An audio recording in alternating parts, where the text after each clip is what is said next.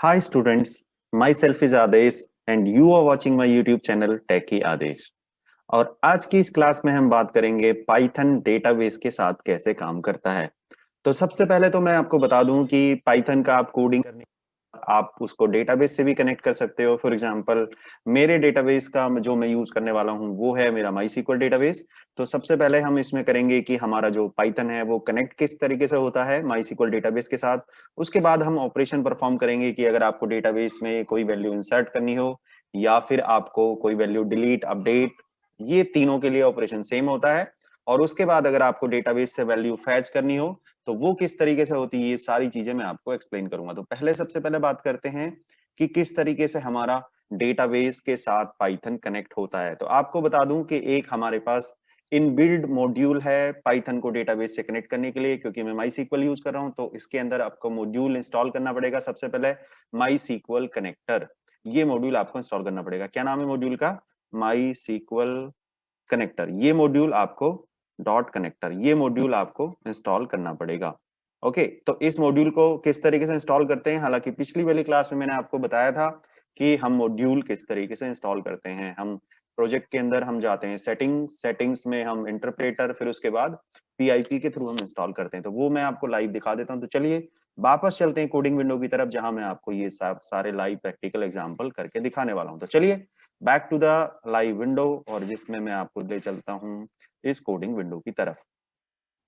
तो आपको पता होगा कि आपको किस तरीके से इंस्टॉल करना है। हम जाएंगे सेटिंग्स के अंदर प्रोजेक्ट इंटरप्रेटर, इसके अंदर हम जाएंगे पीआईपी, और पीआईपी में मैं अपना सर्च कर लूंगा वो मॉड्यूल जो मुझे इंस्टॉल करना है। तो आप देखेंगे मैंने तो ऑलरेडी इंस्टॉल कर रखा है अपना मॉड्यूल, आपको दिख रहा होगा ये माई सीक्वल कनेक्टर, लेकिन आप जो है सर्च कर सकते हो पीआईपी के थ्रू। तो मैंने क्लिक किया पीआईपी पर, और यहाँ पर आप टाइप करिए माई सीक्वल राइट। तो आपको ये मिल जाएगा माई सीक्वल कनेक्टर, ये दिख रहा है आपको। मेरे में ये इंस्टॉल है, आप अपने में यहाँ पे जाके इंस्टॉल पैकेज पे क्लिक करके इसको इंस्टॉल कर लीजिए। ये सक्सेसफुली इंस्टॉल हो जाएगा तो फिर आप इसका यूज कर सकते हो। तो किस तरीके से फिर हम कोडिंग करेंगे वो कोडिंग मैं आपको बता देता हूँ। तो कोडिंग करने के लिए सबसे पहले आपको इंपोर्ट करना पड़ेगा, इंपोर्ट माई सीक्वल डॉट कनेक्टर, ये आपको लिखना पड़ेगा माई सीक्वल। उसके बाद आप एक डेटाबेस का कनेक्शन बनाएंगे। वो कनेक्शन किस तरीके से बनाते हैं वो मैं बता देता हूँ। db is equal to MySQL dot connector connector, इसके अंदर हम लिख देते हैं, सबसे पहले हम लिखते हैं कि हमारा ये जो ब्रैकेट है मैं नई लाइन में ले आता हूँ। होस्ट क्या है? होस्ट है हमारा इक्वल टू लोकल होस्ट, क्योंकि जो मेरा डेटाबेस है वो मेरे लोकल सिस्टम पे ही है। उसके बाद हम लिखते हैं जो हमारा यूजर नेम क्या है। तो यूजर नेम में डिफाइन कर लेता हूँ, लेट से यूजर इक्वल टू रूट, क्योंकि मेरे सिस्टम पे जो यूजर नेम है वो रूट है। पासवर्ड आपको देना होता है तो वो हम लिखते हैं पासवर्ड इज इक्वल टू, मेरे लैपटॉप पे जो पासवर्ड है वो ब्लैंक है तो मैं इसको खाली छोड़ देता हूं। इसके बाद हम क्या करेंगे, डेटाबेस का नाम दे देंगे, डेटाबेस इज इक्वल टू, मेरे डेटाबेस का नाम है टैकी आदेश, तो ये मैंने दे दिया। पासवर्ड अगर आप बाय डिफॉल्ट आपके पास रूट है तो आप रूट दे दीजिए, या फिर आपने कोई पासवर्ड सेट कर रखा है तो आप वो भी दे सकते हो। तो मेरे डेटाबेस का नाम है टैकी आदेश, और आपका डेटाबेस रन भी होना चाहिए, यानी आपके सिस्टम पे जो माई सीक्वल है वो रनिंग स्टेट में होना चाहिए। तो मैं पहले डेटाबेस रन भी करूंगा, उसके बाद आपको बताऊंगा कि देखिए मेरा डेटाबेस से कनेक्शन बना है या फिर नहीं।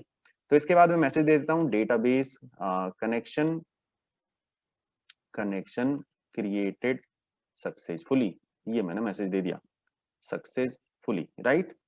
Database connection created successfully. तो सबसे पहले आपको बता देता हूं कि ये तो मेरा कोडिंग थी, और दूसरा मेरा डेटाबेस रनिंग में होना चाहिए। तो डेटाबेस रनिंग में किस तरीके से होता है, मैं डेस्कटॉप पे जाता हूं और अपना जो ये जैम्प सर्वर एक्चुअली मेरे पे इंस्टॉल है, तो इसको सबसे पहले मैं रन कर लेता हूं। तो आप देखिए रनिंग ऑलरेडी है, अगर ये रन नहीं होगा तो आपका यहाँ पर स्टार्ट करने का ऑप्शन आ रहा होगा।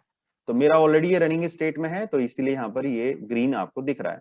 अपाचे और माईसीक्वल को आप स्टार्ट कर लीजिए। उसके बाद आपको क्या करना है, आपको ब्राउजर पे जाके टाइप करना है लोकल होस्ट आपको एक्चुअली अपने डेटाबेस तक पहुंचना है। इसके बाद आपको जाना है पीएचपी माई एडमिन में जाने के बाद आपके डेटाबेसेस खुल जाएंगे जो आपने डेटाबेस क्रिएट कर रखे हैं। तो देखिए यहाँ पर मेरा ये डेटाबेस है टैकी आदेश नाम का, इसके साथ में कनेक्शन एक्चुअली बनाना चाहता हूँ। इसमें आपको टेबल दिख रही होगी एक स्टूडेंट नाम की, इसके साथ में एक्चुअली कनेक्शन बनाऊंगा। तो ये मेरी टेबल है और ये मेरा डेटाबेस है। तो आपको कनेक्शन बनाना होता है डेटाबेस के साथ, और आप कोई ऑपरेशन परफॉर्म करोगे टेबल के साथ। तो इस डेटाबेस के साथ क्योंकि ऑलरेडी मेरा रनिंग स्टेट में डेटाबेस, अब मैं अपने कोड को रन कर सकता हूँ। तो कोड की तरफ वापस चलते हैं, यानी क्या क्या काम था। आपने पहले इंपोर्ट किया अपना मॉड्यूल, उसको इंस्टॉल किया होगा पहले, तभी वो इंपोर्ट होगा। मेरे लैपटॉप पे तो ऑलरेडी इंस्टॉल था। फिर उसके बाद आपने डेटाबेस का कनेक्शन बनाया, और फिर कनेक्शन के बाद मैंने जस्ट एक मैसेज प्रिंट कर दिया कि मेरा कनेक्शन इस्टेब्लिश हो चुका है। तो चलिए इसको रन करते हैं। अगर सब कुछ होगा ठीक तो ये मेरा मैसेज आ जाएगा कि मेरा कनेक्शन सक्सेसफुली बन चुका है। तो चलिए मैं इसको रन करता हूँ।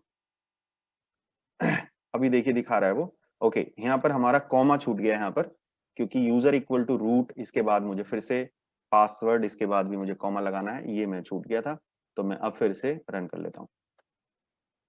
Okay, mode connector dot connect, okay 1 second, SQL dot connector dot connect, ये फंक्शन होता है हमारा, वो मैं छूट गया। MySQL dot connector dot connect, ये फंक्शन होता है। अब हम चलाते हैं इसको रन। अब आप देख रहे होगे मैसेज आ गया, डेटाबेस कनेक्शन क्रिएटेड सक्सेसफुली। तो ये मैसेज मेरा आ चुका है, यानी मेरा डेटाबेस के साथ कनेक्शन बन चुका है। तो पहला स्टेप हो गया हमारा, जिसमें मैंने आपसे बात की थी कि मेरा माई सीक्वल कनेक्शन के साथ, डेटाबेस के साथ मेरा पाइथन किस तरीके से कनेक्ट होता है, वो मैंने आपको बता दिया। अब हम चलते हैं कि मुझे एक डेटा इंसर्ट करना है with the help of Python. जो मेरी टेबल है स्टूडेंट टेबल, उसके अंदर मुझे डेटा इंसर्ट होना चाहिए मेरा इस कोड के थ्रू। अब यहाँ तक मेरा बन गया कनेक्शन। अब इसके बाद हम क्या करेंगे, हम सबसे पहले एक कर्सर वेरिएबल बनाते हैं। कर्सर के लिए कर्सर मैंने लिखा, cursor one is equal to db dot write cursor, ये मैंने बनाया। उसके बाद मैं क्वेरी लगाऊंगा। तो क्वेरी किस तरीके से लिख लेते हैं हम, SQL is equal to, query लिखी मैंने, लेट से इंसर्ट इनटू, टेबल का नाम स्टूडेंट, और इसमें क्या क्या फील्ड मुझे यूज करने हैं वो मैंने यहाँ पे दे दिए। लेट से एस नेम कॉमा, नहीं पहले मेरा रोल नंबर था तो वो मैंने लिखा roll number name course mobile, इस तरीके से मैंने दे दिए। तो मैंने लिखा लेट से roll number name comma name comma mobile, right, और नहीं पहले कोर्स है तो मैंने लिखा यहाँ पे कोर्स, फिर लिखा मैंने मोबाइल, राइट, ये हमारा कॉमा, ये लिखा मैंने, राइट, मोबाइल। ओके, इसके बाद हम क्या लिखते हैं, देखो ये मेरे फील्ड हो गए जो मुझे वैल्यू इंसर्ट करनी है, वैल्यूज। उसके बाद हम दे देते हैं यहाँ पर, ऑप्शनल होता है हमारे पास, जो वैल्यू मुझे देनी है उसके लिए मुझे देना पड़ेगा यहाँ पर percentage S comma percentage S comma percentage S, और ये वैल्यू मैं बाद में यूजर से भी इनपुट ले सकता हूँ, राइट, परसेंटेज एस, परसेंटेज कहाँ गया, ये रहा एस। ओके, तो ये हो गई मेरी डबल कोट्स क्लोज, यानी ये होगी मेरी क्वेरी। उसके बाद मैं वैल्यू असाइन कर सकता हूँ या यूजर से भी इनपुट ले सकता हूँ, जैसे मैं चाहता हूँ कि जो मैंने डेटा यूजर मुझे इनपुट डालेगा वही मैं लूँ। तो मैं कैसे ले लेता हूँ, suppose roll number is equal to, यहाँ पे ले लिया मैंने roll number is equal to, यहाँ पे मैंने दे दिया मैसेज इनपुट का। इनपुट आपको पता है, इनपुट के थ्रू आप डेटा इनपुट लेते हो, यहाँ पे दे दिया मैंने message enter the roll number, enter the roll number, right, और इसी को फिर मैंने कॉपी करके यहाँ पे पेस्ट कर लिया। यहाँ पे लिख लिया मैंने नेम, नेम मेरा वेरिएबल है, name is equal to input enter the name, right, ये लिखा मैंने। ऐसे ही मैंने लिखा यहाँ पर course is equal to enter the course, right, और यहाँ पे लिखा मैंने मोबाइल नंबर, मोबाइल नंबर, और यहाँ पे लिखा मैंने एंटर द मोबाइल नंबर। बल्कि एक काम करते हैं, जो मोबाइल नंबर था इसको हम स्मॉल में लिखते हैं पूरा, और ओनली मोबाइल लिख देते हैं, क्योंकि हमसे कंफ्यूजन हो सकता है इनपुट करते वक्त मोबाइल। तो ये 4 वेरिएबल आ चुके हैं। अब हम क्या करते हैं, अब हम ये चारों एक वेरिएबल बनाते हैं वेल, उसमें पास कर देते हैं सारे, क्योंकि ये मुझे बाद में पास ऑन करने पड़ेंगे अदरवाइज। तो कैसे करते हैं हम, उसी ऑर्डर में मैं लिख देता हूँ रोल नंबर कॉमा, यहाँ पे लिखा मैंने name comma course comma mobile, ठीक है, ये चारों वेरिएबल मैंने इसमें पास कर दिए वेल के अंदर। तो आप देखिए ये मेरी क्वेरी थी, उसके बाद ये मैंने चारों के अंदर इनपुट ली, इनपुट के बाद ये मैंने वेल वेरिएबल बनाया, और इस वेल को अब मैं देखिए कहाँ पे पास करूंगा, किस तरीके से लिखते हैं हम। कर्सर का जो नाम था आपका, क्या नाम था, कर्सर1 डॉट फंक्शन है आपका एग्जीक्यूट, राइट, एग्जीक्यूट के बाद आप लिखोगे अपनी क्वेरी जो कि एसक्यूएल, और कॉमा ये वेल, जो वेल वेरिएबल आपने बनाया था, इसका नाम आप कुछ भी ले सकते हैं, ठीक है। इसके बाद आप क्या करोगे, कमिट कर दोगे अपने डेटाबेस को, डेटाबेस db डॉट कमिट, ठीक है। और इसके बाद आप कोई चाहो तो मैसेज प्रिंट करा सकते हो, जैसे आपने लिखा प्रिंट रिकॉर्ड इंसर्टेड, कुछ भी लिख दिया जो लिखना था। इस क्वेरी को हम कोड को फिर दोबारा समझ लेंगे।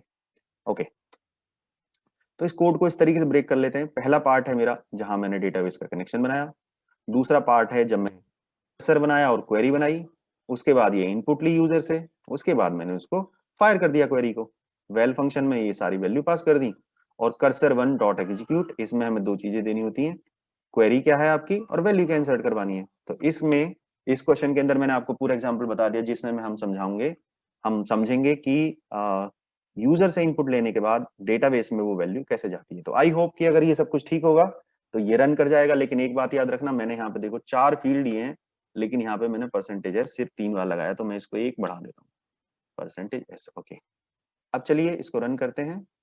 तो अब मैं यहाँ पे इनपुट डालनी पड़ेगी मुझे, जैसे मैंने रोल नंबर में ले लिया, सपोज मैं अभी सारे नंबर में स्टोर कर लेता हूँ, आप अपने हिसाब से उनको टेक्स्ट फील्ड में भी, स्ट्रिंग में आप वैल्यू इनपुट ले सकते हो। मैंने लिया 1 2 3 4, नेम में ले लिया मैंने 5 6 7, कोर्स में ले लिया मैंने 8 9, और मोबाइल नंबर में ले लिया मैंने लेट्स से 99999, राइट। तो अब ये मैसेज आ गया रिकॉर्ड इंसर्टेड। अब इसको एक बार चल के देख लेते हैं कि क्या मेरा रिकॉर्ड इंसर्ट हुआ है। तो चलिए उस विंडो की तरफ चलते हैं। ये मैंने डाला, स्टूडेंट रिफ्रेश किया, अब आप देख रहे होगे वो डेटा यहाँ पर इंसर्ट हो गया जो मैंने अभी इंसर्ट किया था, राइट। इसको आप पूरा डेटा डिलीट करके फिर से आप इसको रिफ्रेश भी कर सकते हो। मैं यहाँ पे क्वेरी चला देता हूँ ड्रॉप करने की, तो मैंने क्वेरी चलाई डिलीट, और यहाँ पे लिख दिया वेयर 1, और यहाँ पे मैंने डिलीट कर दी क्वेरी, तो सारा डेटा डिलीट हो जाएगा। ओके, ये सारा डेटा डिलीट हो गया। अब आप टेबल के अंदर देखोगे तो कुछ डेटा नहीं है। अब दोबारा से मैं इसको एग्जीक्यूट करा के आपको डेटा डाल के दिखा देता हूँ। मैंने लिखा रन, और मैं इस तरीके से डाल देता हूँ, रोल नंबर में 1, नेम में 2, कोर्स में 3, और फोन नंबर में 4, लेट्स से। अभी आपको समझ आ जाएगा कि वो डेटा गया है या फिर नहीं। तो इसको मैं टेबल को फिर से रिफ्रेश करता हूँ, अब आप देख रहे होगे वो डेटा यहाँ पे आ चुका है। आप अपने एग्जाम्पल के अंदर ले सकते हो स्ट्रिंग की वैल्यूज नेम और कोर्स के अंदर। मैंने आपको एग्जाम्पल के लिए जस्ट आपको इंटीजर में वैल्यू इंसर्ट करके दिखा दी। अगर आप हार्ड कोड वैल्यू फिक्स करोगे यहाँ पर क्वेरी में, तो आपको सिर्फ क्वेरी को एग्जीक्यूट कराना है, आपको वैल्यूज देने की जरूरत नहीं है। तो ये था तरीका, किस तरीके से हम पाइथन के थ्रू माईसीक्वल डेटाबेस के साथ इंसर्ट ऑपरेशन चला सकते हैं। आप डिलीट भी इसी तरीके से चला सकते हो, आप अपडेट भी इसी तरीके से चला सकते हो। और बाकी अगर कोई भी कंफ्यूजन है तो आप मेरे से कमेंट करके मुझसे पूछ लीजिए, मैं उसका आंसर आपको जरूर दूंगा। अगले एग्जाम्पल की तरफ चलते हैं। तो मैं इस कोड को अभी तो कर देता हूँ कमेंट, यहाँ से लेके मैं इस कोड को कमेंट कर रहा हूँ। ओके, और इसके बाद मैं आपको सिखाऊंगा कि किस तरीके से हम डेटाबेस से वैल्यू उठाते हैं, यानी डेटाबेस से उठा के अगर मुझे एसक्यूएल पाइथन के अंदर लेके जानी है तो हम किस तरीके से लेके जाएंगे। तो चलिए उस एग्जांपल को समझते हैं, जिसमें मैं आपको बताता हूं कि डेटा से सेलेक्ट होने के बाद वैल्यू किस तरीके से। हालांकि जो आपका डेटाबेस के साथ जो कनेक्शन बनना था वो तो बनेगा ही बनेगा, ये वाला काम तो होगा ही होगा, लेकिन उसके बाद क्या होगा। तो उसके बाद के कोड को समझने के लिए हम चलते हैं, कर्सर भी मेरा बनेगा, लेकिन मैं एक सेलेक्ट क्वेरी लगा देता हूँ। चलो मैं ऊपर ही लिख देता हूँ, उसको नीचे कर देता हूँ। क्वेरी हमने बनाई SQL query is equal to select query, क्या बनाई मैंने, सेलेक्ट स्टार फ्रॉम जो टेबल है मेरी स्टूडेंट, ये मैंने क्वेरी लिख दी, ठीक है। उसके बाद मैं क्या चलाऊंगा, सिर्फ प्रिंट कर लूंगा कर्सर का जो नाम है, कर्सर 1 डॉट डॉट एग्जीक्यूट, और यहाँ पे दे दूंगा क्वेरी, अपनी क्वेरी का नाम क्या है एसक्यूएल, राइट। उसके बाद मैं क्या करूंगा, मेरी क्वेरी फायर हो चुकी है, उसके बाद मुझे लूप चलाना पड़ेगा। तो लूप चलाने से पहले मैं एक वेरिएबल ले लेता हूं जिसमें डेटा निकल के आएगा, result equal to cursor 1 dot function है फैच ऑल, फैच ऑल, ये मेरा फंक्शन है फैच ऑल, पूरा स्मॉल में है। ये मेरा फंक्शन है जो डेटा निकाल के दे देगा। अब वो डेटा किसके अंदर आ गया, रिजल्ट के अंदर।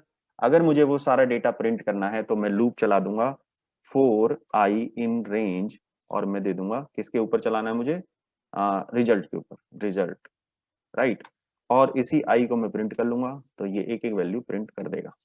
ये होता है डायरेक्टली आप लूप चला सकते हो, आइट्रेट कर सकते हो इस रिजल्ट वेरिएबल के अंदर, जिसमें आपका सारा डेटा है। एक्चुअली इसमें सारी टेबल आ गई होगी, आप चाहते हो तो इसमें वेयर क्लोज भी आप लगा सकते हो, ठीक है।